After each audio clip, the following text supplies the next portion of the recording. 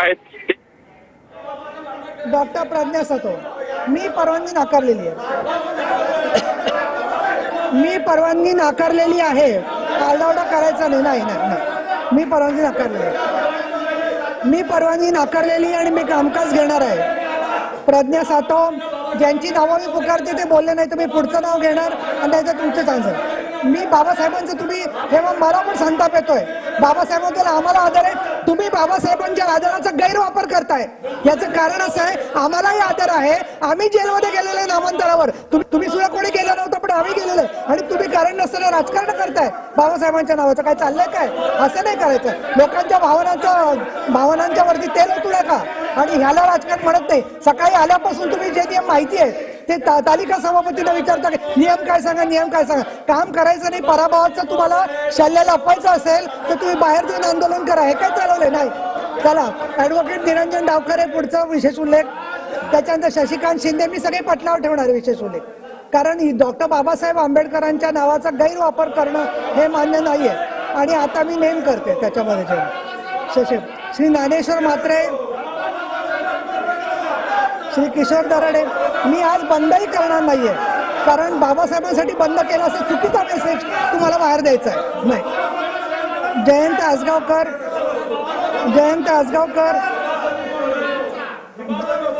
अशोक उर्फ भाई जगताप, श्री प्रसाद लाड, एकनाथराव खडसे, डॉक्टर श्रीमती मनीषा कायंदे, श्री सतेज उर्फ बंटी पाटील, श्री अमोल मिटकरी, श्री मिलिंद धारवेकर. बिलं द्या मला, बिलांच्या कॉपीज द्या. चल, बिलं घेते मी. चल मी तुम्ही खोटं बोलताय. बाबासाहेबांचा अवमानाचा प्रश्न करून तुम्ही राजकारण करतात म्हणून मी परवानगी देत नाही. मी कधी परवानगी देणार नाही या गोष्टीला. म्हणून डॉक्टर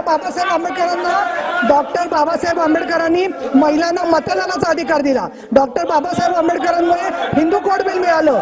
त्याचप्रमाणे ते हिंदू कोड प्रमाणे समान नागरी कायद्याचा उल्लेख सातत्याने मोदी साहेब आणि अमित शहा करतायत. डॉक्टर बाबासाहेब आंबेडकरांमुळे अनेक कुप्रथा केल्या. याच्यामुळे त्यांच्यामुळे आम्ही इथे सभागृहात आहोत. आमचं सुद्धा आयुष्य आम्ही बाबासाहेब आणि महात्मा फुले यांच्यासाठी समर्पित केलेलं आहे. अशा वेळेला तुम्ही चुकीच्या नियमानुसार सभागृहाची आणि जनतेची दिशाभूल करताय.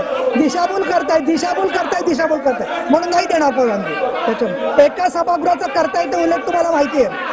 अमोल मिटकरी, श्री मिलिंद नार्वेकर, श्री सुनील शिंदे, श्री सदाशिव खोत, श्री सतीश चव्हाण, श्री अंबादास दानवे, ॲडव्होकेट अनिल परब, श्री सचिन अहिर, श्री सत्यजित तांबे आणि अमित गोरखे या सगळ्यांचे विशेष उल्लेख आता पटलावर ठेवण्यात येतील. त्याच्यावर बोलायचा प्रश्न नाहीये. परवानगी दिलेली नाहीये तर नाही. परवानगी देणार नाही कारण मला सभागृहात तुम्ही सांगितलं नाही. मी गटनेत्यांच्या मीटिंगमध्ये तुम्हाला 10 वेळा विचारलं तुम्हाला काय विषय मांडायचा आहे, तरी तुम्ही विषय मांडला नाही. असं तुम्ही असत्य वर्तन केलेलं आहे. मला विषय सांगितला असता तर मी एखाद्याच परवानगी सुद्धा दिली असती. दानवे साहेब तुम्ही अर्धा तास होता तिथे गटनेत्यांच्या मीटिंगमध्ये, त्यावेळेला तुम्ही का सुचवलं नाही की याच्याबद्दल आम्हाला बोलायचंय म्हणून? तुमचा तो अधिकार आहे, ठीक आहे, पण ते चुकीचं आहे.